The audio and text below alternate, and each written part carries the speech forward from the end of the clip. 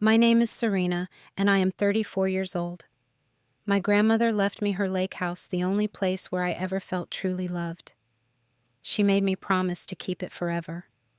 But while I was busy with work trusting my parents to handle the paperwork, they sold it behind my back. They used every penny to fund my sister's $150,000 dream wedding. When they laughed and thanked me for the gift, I smiled and told them to check their mail. Their faces went white. Before I share this story, I would love to know where you are watching from today.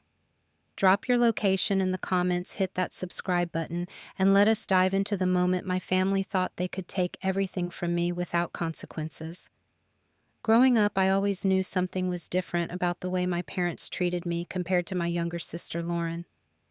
It was not something I could put into words as a child, but I felt it in every interaction, every birthday, every family dinner. My father, Richard, is 62 years old now. He worked as an accountant for over 30 years before retiring. He is the kind of man who cares deeply about what the neighbors think about how our family appears to the outside world. Status and reputation mean everything to him, sometimes more than the people he is supposed to love. My mother, Patricia, is 59.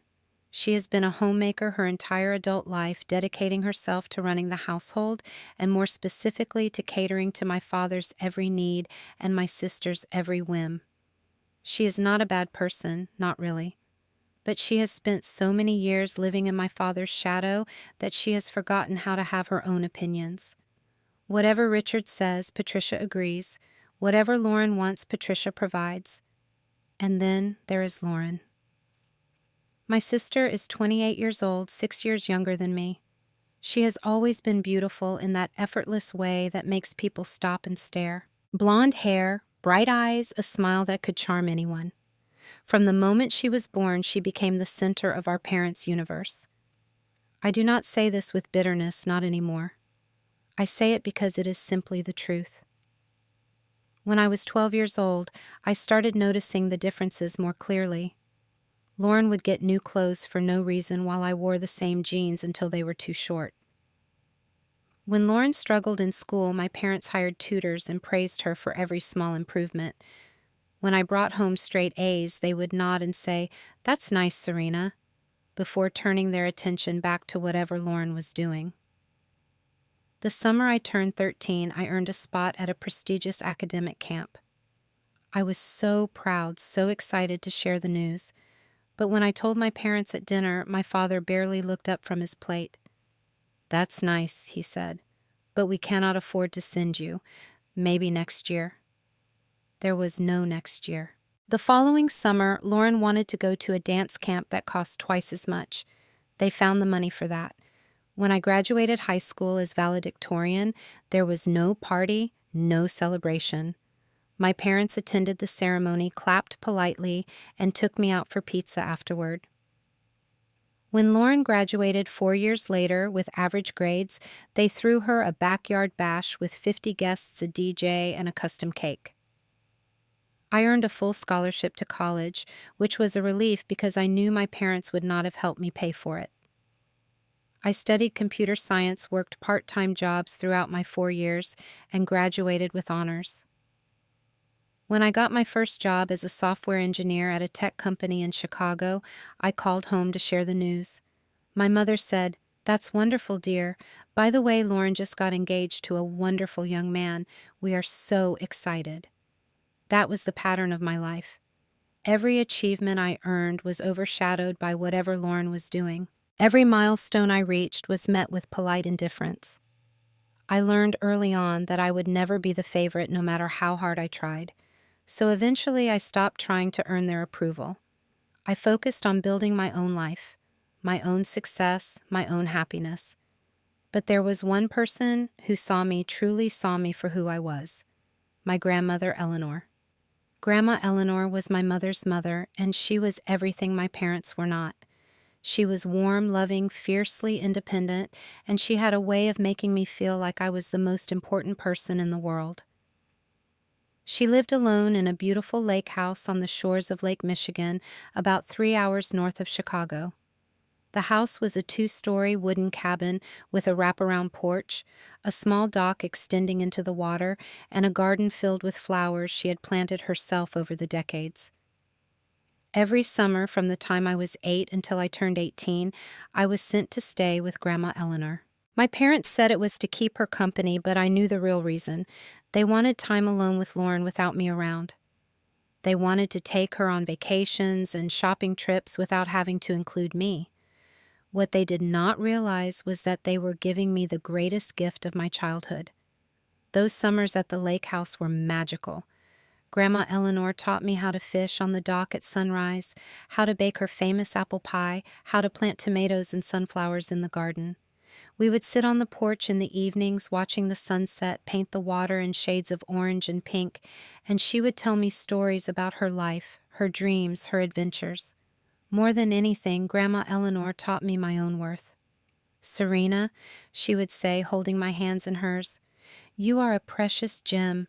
Do not ever let anyone make you feel like you are less than extraordinary. Not your parents, not your sister, not anyone. You have a light inside you, and one day the whole world will see it." Those words carried me through the hardest years of my life. When I felt invisible at home, I remembered Grandma Eleanor's voice. When I doubted my worth, I remembered her unwavering belief in me. As I grew older and built my career in Chicago, I visited Grandma Eleanor as often as I could. Weekend trips when work allowed holidays when I could escape my parents' house early. The lake house became my sanctuary, my place of peace, my reminder that I was loved. 2 years ago, Grandma Eleanor passed away peacefully in her sleep. She was 89 years old. I was by her side in the hospital during her final days, holding her hand, telling her how much she meant to me. Before she slipped away, she squeezed my fingers and whispered, "The lake house is yours, Serena. I put it in my will. Keep it safe. Keep it filled with love. Promise me." I promised her through my tears. I promised her I would treasure it forever. The reading of the will took place 2 weeks after the funeral. I sat in the lawyer's office, numb with grief, as the attorney read through Grandma Eleanor's final wishes. She had left small bequests to a few charities and friends, but the lake house, her most precious possession, she left entirely to me.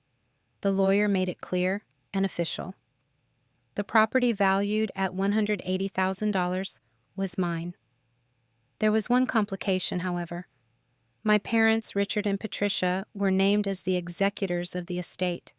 This was a common arrangement, the lawyer explained. They would handle the administrative tasks, the paperwork, the process of transferring the property into my name. It was a formality, nothing more. I trusted them. Despite everything, despite years of being overlooked and undervalued, I trusted my own parents to fulfill their duty. I was busy with work, traveling for projects, putting in long hours to advance my career. I did not have time to oversee every document and signature, so I let them handle it. I assumed they would do the right thing. That assumption would prove to be the biggest mistake of my life. 6 months after Grandma Eleanor's passing, Lauren announced her engagement to Derek Whitmore. Derek was 32 years old, the son of a wealthy family who owned a chain of real estate agencies in the Chicago suburbs. He was handsome, polished, and clearly smitten with my sister. Their meeting had been the stuff of romantic comedies. They bumped into each other at a charity gala. He spilled champagne on her dress, and somehow that led to a whirlwind romance. The engagement party was held at a 5-star restaurant downtown, paid for entirely by Derek's parents. It was lavish and elegant with crystal chandeliers, a string quartet, and champagne that probably cost more per bottle than my monthly grocery budget. Lauren floated through the room in a designer dress, her engagement ring catching the light, her smile radiant. I attended because I was expected to, not because I wanted to. I smiled, made small talk with relatives I barely knew, and counted down the minutes until I could leave. At one point, my mother pulled me aside and gushed about how perfect Derek was, how lucky Lauren was, how this was going to be the wedding of the century. "We want it to be absolutely perfect for her," Patricia said, her eyes gleaming. She deserves the best. I nodded and said nothing. I had learned long ago that arguing was pointless. Over the following weeks, the wedding plans began to take shape, and the scope of Lauren's vision became terrifyingly clear. She did not want a simple ceremony or a modest reception. She wanted a fairy tale. The venue she selected was a luxury resort hotel on the shores of a private lake about 2 hours outside Chicago. The rental fee alone was $50,000 for the weekend. The guest list ballooned to 200 people, including distant relatives, colleagues of Derek's parents, and social connections my parents wanted to impress. Lauren's wedding dress was to be custom designed by a well-known bridal designer in New York. The price tag was $25,000, not including alterations or accessories. The flowers imported from Holland would cost $15,000. The catering featuring lobster and Wagyu beef would run another $30,000. A live band, a professional photographer, a videographer, a custom cake, luxury transportation for the bridal party. The numbers kept climbing. The total budget for Lauren's dream wedding was $150,000. Derek's family, the Whitmores, agreed to contribute $50,000. They were wealthy, but they were also practical. $50,000 was generous by any standard. The remaining $100,000 would be the responsibility of Lauren's family, our family, my parents. The problem was that my parents did not have anywhere close to $100,000. My father's pension provided a comfortable living, but not extravagance. They had some savings, perhaps $20,000 or $30,000 at most. The math simply did not work. 3 months before the wedding, my mother called me on a Sunday afternoon. "Serena, darling," she said in that overly sweet voice she uses when she wants something. "I need to talk to you about the wedding." "What about it?" I asked cautiously. "Well, you know how important this is to Lauren, and to your father and me. We want her to have the wedding of her dreams. But things are a bit tight financially, and we were hoping you might be able to help." I felt my stomach tighten. "Help how?" "We were thinking maybe you could contribute to the wedding fund, maybe $20,000. You have a good job and you do not have children or a mortgage. It would mean so much to your sister." I took a deep breath before responding. "Mom, I am still paying off my student loans. I am saving for a down payment on a house. I cannot afford to give away $20,000. "But Serena, this is family. Lauren is your sister. Do you not want her to be happy?" "Lauren's happiness is not my financial responsibility," I said as calmly as I could manage. "And when I graduated college, when I got my first job, no one offered me $20,000. I figured things out on my own." My mother's voice turned cold. "You have always been selfish, Serena, always thinking of yourself. I do not know where we went wrong with you." She hung up before I could respond. The conversation left me shaken, but I stood my ground. I was not going to bankrupt myself for a wedding I was barely invited to participate in. Lauren had not even asked me to be in the bridal party. I was just a guest, an afterthought, expected to show up and write a check. But something else started bothering me in the weeks that followed. Little things that did not quite add up. When I asked my father about the progress on transferring the lake house into my name, he became evasive. "These things take time, Serena. There is a lot of paperwork. Do not worry about it." When I mentioned Grandma Eleanor to my mother, she changed the subject so quickly it made my head spin. "Let us not dwell on sad things. Tell me about your work." And then there was Lauren. My sister, who had barely spoken to me in years, except to brag about her life, suddenly wanted to be my best friend. She invited me to lunch, complimented my clothes, asked about my dating life. It was so out of character that it made me deeply uncomfortable. One evening, about a month before the wedding, I called my father to ask directly about the lake house. "Dad, I want to visit the lake house next weekend," I said. "Can you give me an update on the title transfer? I want to make sure everything is in order." There was a long pause on the other end of the line. "Serena," he said finally, "we are very busy with the wedding right now. Can this wait? After the wedding, I promise we will sit down and sort everything out. It has been almost 2 years, Dad. How much longer can this possibly take? These things are complicated, he said curtly. Trust your father. I know what I am doing. I wanted to believe him. Despite everything, part of me still wanted to believe that my parents would not betray me, that they would honor Grandma Eleanor's wishes, that they would do the right thing. But as I lay in bed that night staring at the ceiling, I could not shake the feeling that something was very, very wrong. The next Saturday morning, I woke up early and made a decision. I was going to drive to the lake house and see it for myself. It had been several months since my last visit, and I needed to feel close to Grandma Eleanor again. I needed to walk through the rooms where she had taught me to love myself, to sit on the dock where we had watched so many sunrises together. The drive took just under 3 hours. It was a beautiful spring day, the kind of day Grandma Eleanor would have called perfect for gardening. As I drove along the winding roads that led to the lake, I rolled down my windows and breathed in the fresh country air. Memories flooded back with every mile.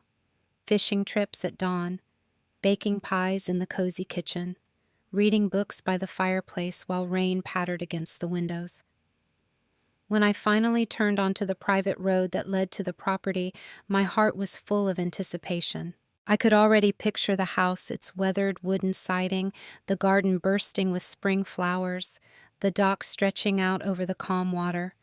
But when I rounded the final bend and the house came into view, my heart stopped. There was a car in the driveway, a silver SUV that I did not recognize, and in the garden where Grandma Eleanor's roses should have been blooming. A woman I had never seen before was kneeling in the dirt, planting something new. I pulled my car to a stop and sat there for a moment, trying to process what I was seeing. Maybe there had been a mistake. Maybe someone had taken a wrong turn.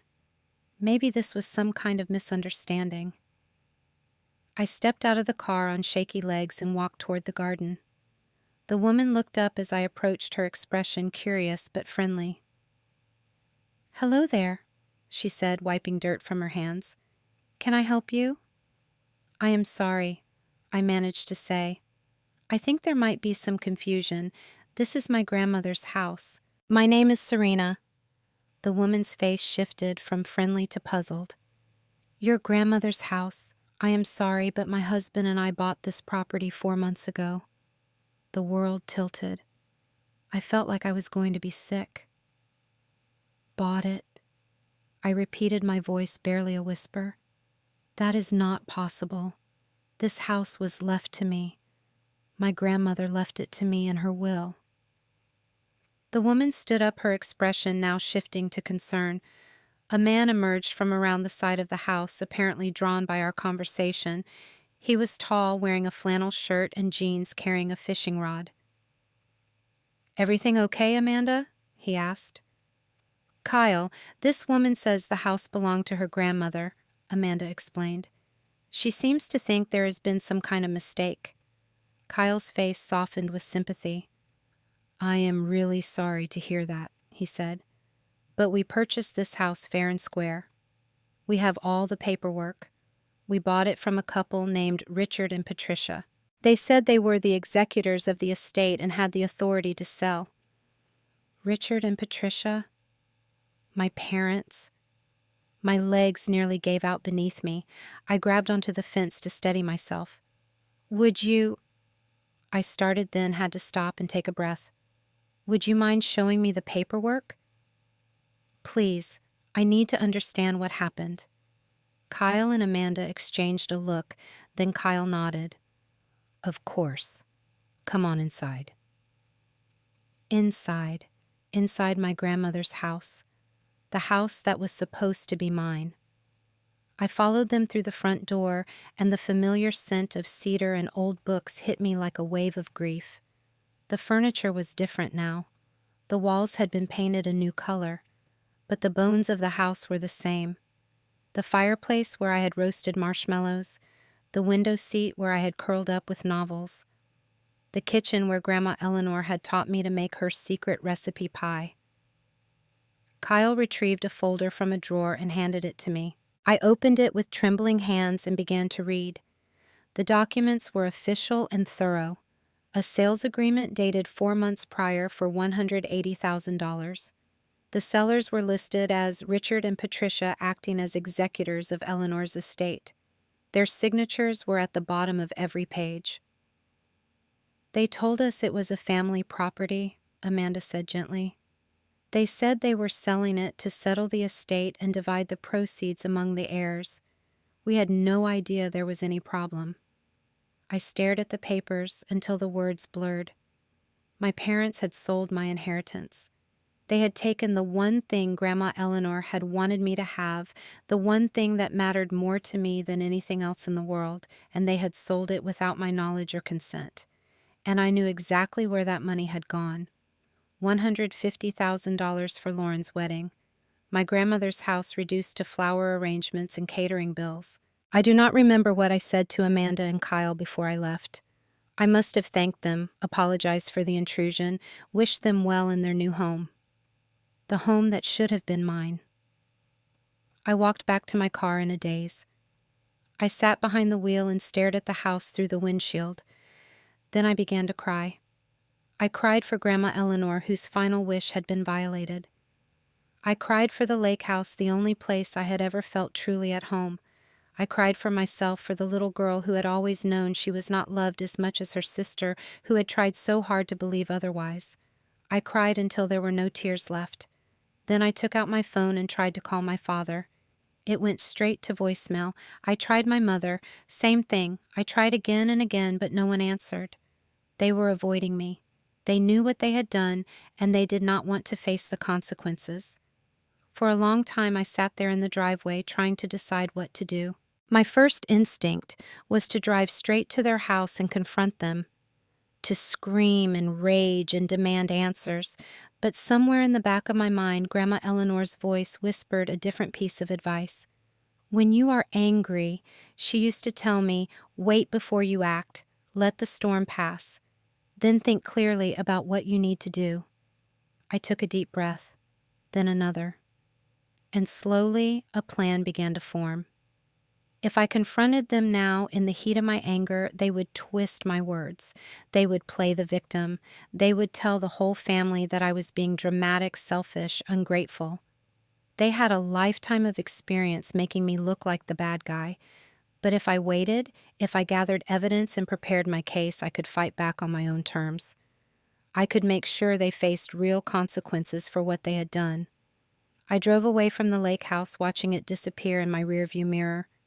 I whispered a silent promise to my grandmother. "I will not let them get away with this. I will get justice for both of us." On Monday morning, I walked into the offices of Thompson and Associates, one of the most respected estate law firms in Chicago. I had spent all of Sunday researching lawyers, reading reviews, and making phone calls. Gregory Thompson had over 30 years of experience handling estate disputes, and his reputation for winning was unmatched. His office was on the 22nd floor of a downtown high-rise with floor-to-ceiling windows overlooking the lake. Gregory himself was in his mid-50s, with silver hair and sharp eyes that missed nothing. He shook my hand firmly and gestured for me to sit.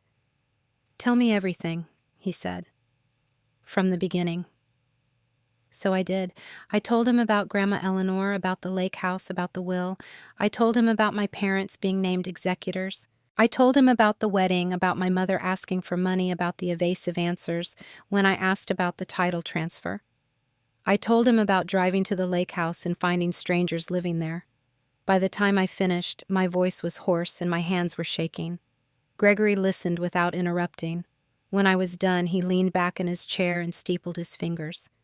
"Ms. Serena," he said, "I want you to understand something. What your parents did was not just unethical. It was illegal." He explained it in clear, precise terms. As executors of the estate, my parents had a fiduciary duty to carry out the terms of the will. The will stated that the lake house belonged to me. They had no legal authority to sell it. By doing so, they had committed a serious breach of trust. I had grounds for a civil lawsuit to recover the full value of the property plus damages. "Can you help me?" I asked. "I can," he said, "and I will. But I need you to gather some documentation for me. The original will, if you can get a copy from the attorney who drafted it. The sales agreement for the property. Any communications you have with your parents about the estate or the house. Anything that shows they knew they were acting against your grandmother's wishes." Over the next 2 weeks, I became a detective in my own life. I contacted the law firm that had handled Grandma Eleanor's will and obtained a certified copy. The language was crystal clear. "I leave my lake house property to my granddaughter Serena to have and to hold for her lifetime." I reached out to Amanda and Kyle, the new owners of the house, and explained the situation. They were horrified to learn that they had unknowingly purchased stolen property. "We had no idea," Kyle said over the phone. "They seemed like a normal, honest couple. They never mentioned any problems. They agreed to provide me with copies of all the purchase documents. I saved every text message and email I had exchanged with my parents over the past 2 years. The ones where my father promised to handle the paperwork. The ones where my mother changed the subject whenever I mentioned the lake house. The pattern of evasion and deception was documented in black and white. And I watched my sister's wedding preparations unfold on social media.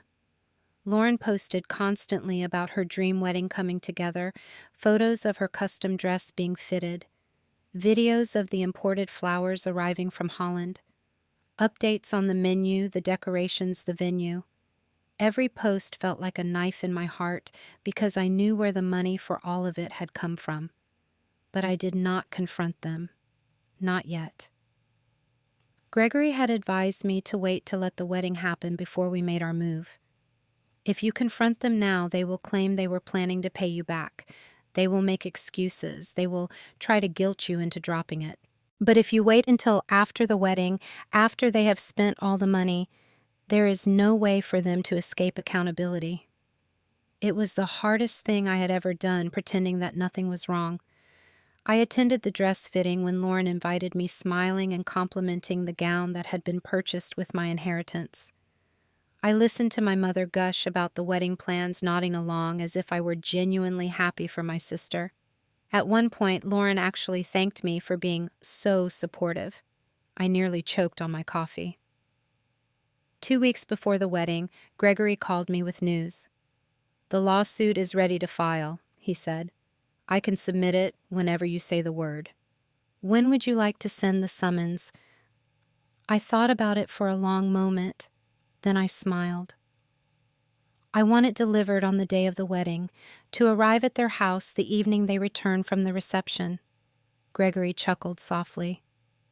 "You have a flair for the dramatic Ms. Serena. I like it. Consider it done."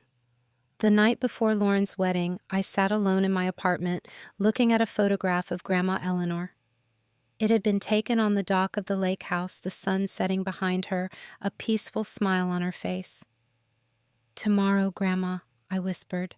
"Tomorrow I start fighting for what is mine." The wedding was held on a perfect June afternoon. The venue was everything Lauren had dreamed of. A gorgeous resort on a private lake with manicured gardens and elegant ballrooms and a terrace overlooking the water. The weather cooperated beautifully with clear blue skies and a gentle breeze that rustled the imported flowers. I arrived early, dressed in my pink bridesmaid dress, my hair pinned up in an elegant style, my makeup carefully applied to hide the dark circles under my eyes. I had barely slept the night before, my mind racing with everything that was about to unfold. Lauren was in the bridal suite, surrounded by her bridesmaids and a team of stylists. She looked stunning in her $25,000 dress, every detail perfect. When she saw me, she actually smiled. "Serena, you came," she said. "I am so glad you are here." I smiled back a smile that did not reach my eyes. I would not miss it for the world. The ceremony began at 4 o'clock. 200 guests were seated in white chairs facing a flower-covered arch. Derek stood at the altar, looking nervous and happy. A string quartet played classical music as the bridal party walked down the aisle. When Lauren appeared at the end of the aisle on our father's arm, everyone gasped at her beauty. She floated down the path like a princess in a fairy tale, beaming at Derek, radiating joy. I stood with the other bridesmaids, watching the ceremony with a strange sense of detachment. The vows were exchanged, the rings were placed on fingers. The officiant pronounced them husband and wife. Everyone cheered as Derek swept Lauren into a kiss. It was beautiful. It was romantic, and every single moment of it had been paid for with my grandmother's house. The reception that followed was equally magnificent. The ballroom was decorated with thousands of flowers. The tables were set with fine china and crystal glasses. A jazz band played as waiters circulated with trays of champagne and hors d'oeuvres. I moved through the crowd like a ghost, smiling and making small talk, accepting compliments on my dress, and deflecting questions about my own romantic life. I ate lobster and Wagyu beef and pretended to enjoy it. I watched my parents circulate among the guests, basking in praise for the beautiful wedding they had thrown for their daughter. At one point, my father stood up to give a speech. "I want to thank everyone for being here today," he said, his voice thick with emotion. "As parents, there is nothing we want more than to see our children happy. Patricia and I have worked so hard to give Lauren the wedding of her dreams. We have sacrificed so much because that is what family does. We put our children first always." My mother dabbed at her eyes with a handkerchief. Lauren blew kisses to them from the head table. I gripped my champagne glass so tightly I thought it might shatter. Later in the evening, as the reception was winding down, my mother found me on the terrace. My father was with her. They led me to a quiet corner away from the other guests. "Serena, darling," my mother said, her voice sweet as honey. "Your father and I wanted to talk to you privately." I raised an eyebrow. "About what?" My father cleared his throat. "About the lake house. We wanted to thank you." "Thank me," I repeated, my heart pounding in my chest. "Well, yes," my mother said. "You see, we had to make some difficult decisions for the wedding. The costs were so much higher than we expected, and Derek's family could only contribute so much. So we had to find alternative funding." My father picked up where she left off. "The lake house was just sitting there empty. Your grandmother would have wanted us to use it to help the family. So we sold it. The money went to give Lauren her perfect day." He said it so casually, so matter-of-factly, as if selling my inheritance without my knowledge or consent was the most natural thing in the world. "We knew you would understand," my mother added. "You are so practical, Serena. And really, what were you going to do with an old lake house anyway? You are always so busy with work. Consider it your gift to your sister. We are so grateful." She actually smiled. She smiled as if she expected me to thank them for robbing me. For a long moment, I did not speak. I let them stand there waiting for my reaction, probably expecting me to be hurt or angry or both. Instead, I smiled. It was a calm smile, a peaceful smile, a smile that made both of them look slightly confused. "You know what?" I said softly. "You are right. I am glad it could be put to good use." My parents visibly relaxed. "We knew you would see reason," my father said, patting my shoulder. "But there is one thing," I continued, my voice still perfectly pleasant. "When you get home tonight, you should check your mailbox. There is something waiting for you, something important." My mother frowned. "The mailbox. What are you talking about?" "You will see," I said. "Enjoy the rest of the evening."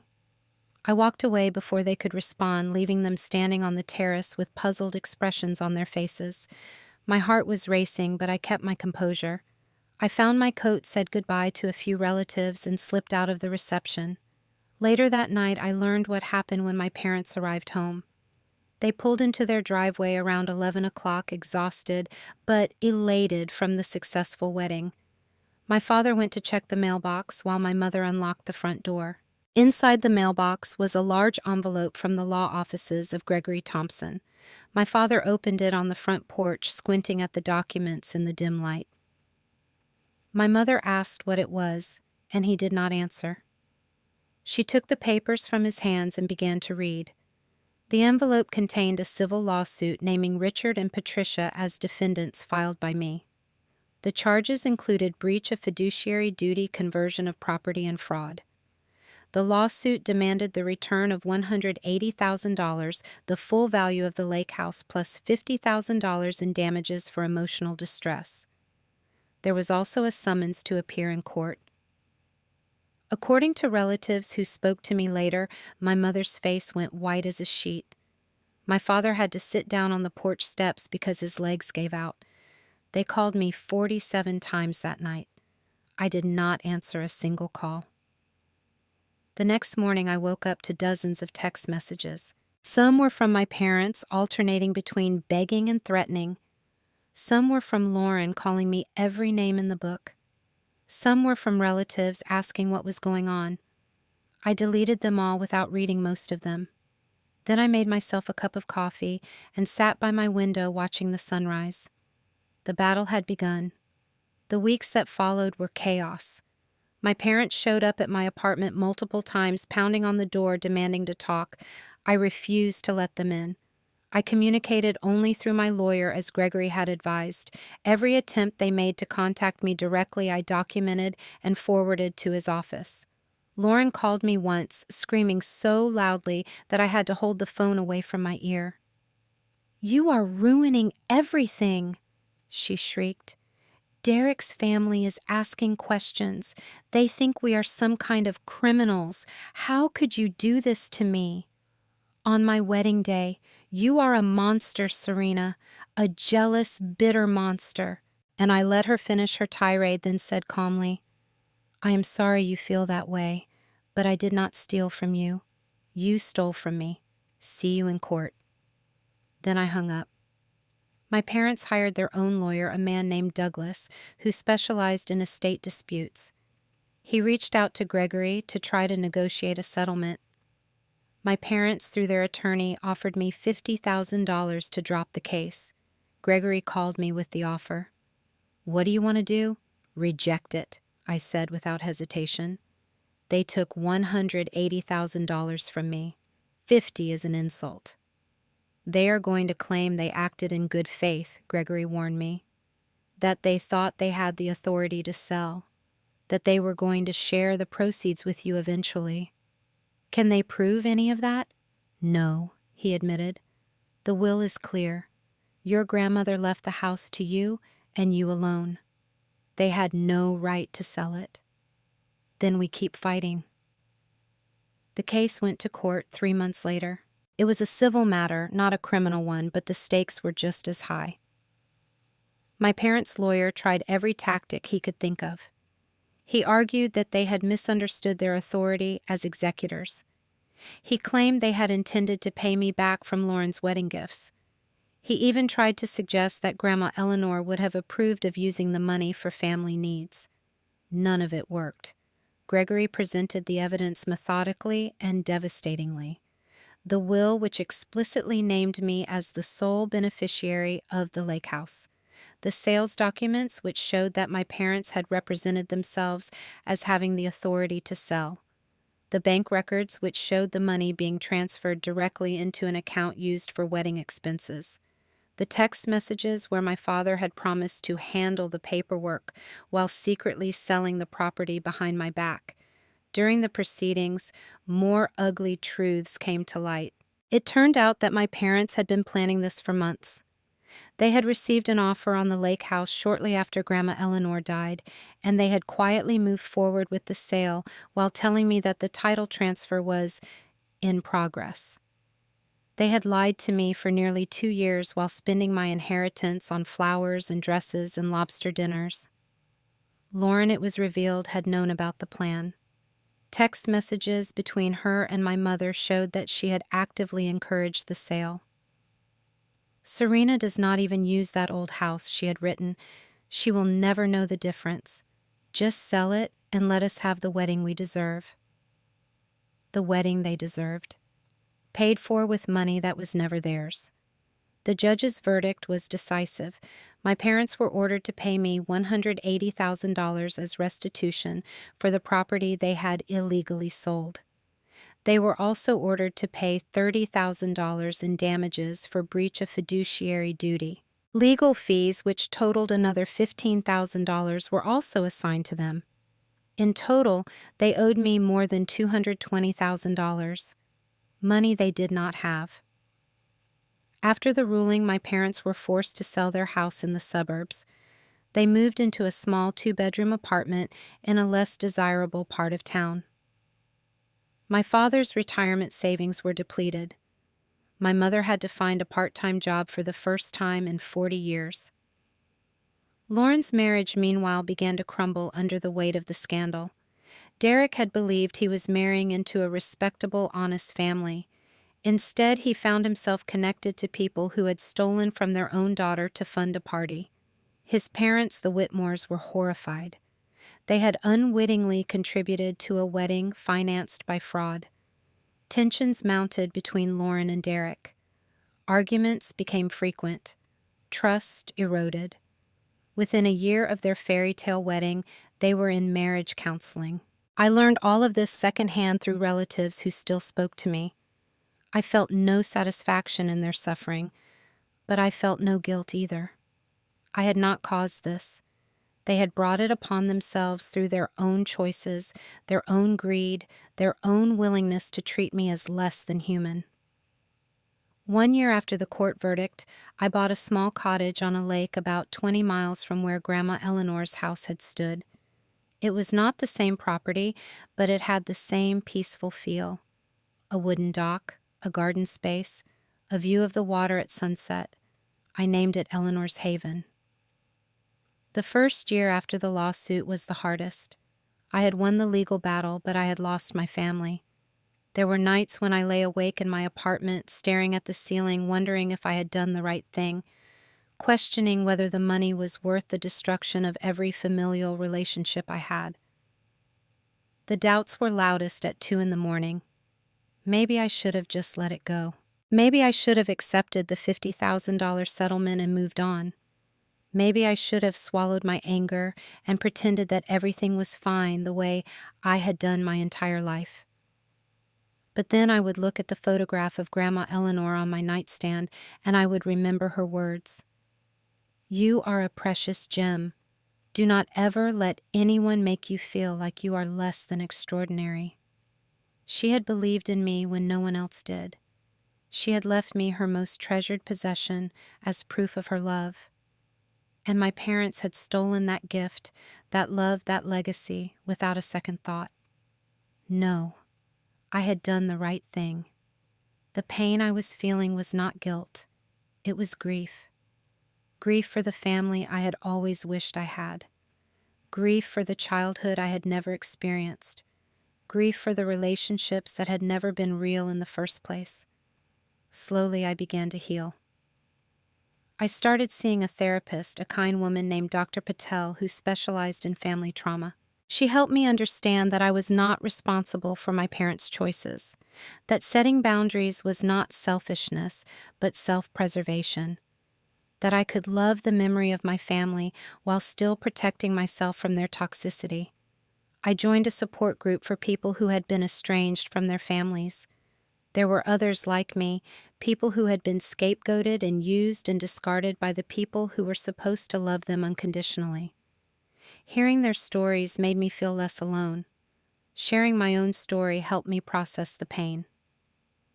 I focused on my work and earned a promotion to senior software engineer. I reconnected with old friends I had neglected and made new ones who appreciated me for who I was.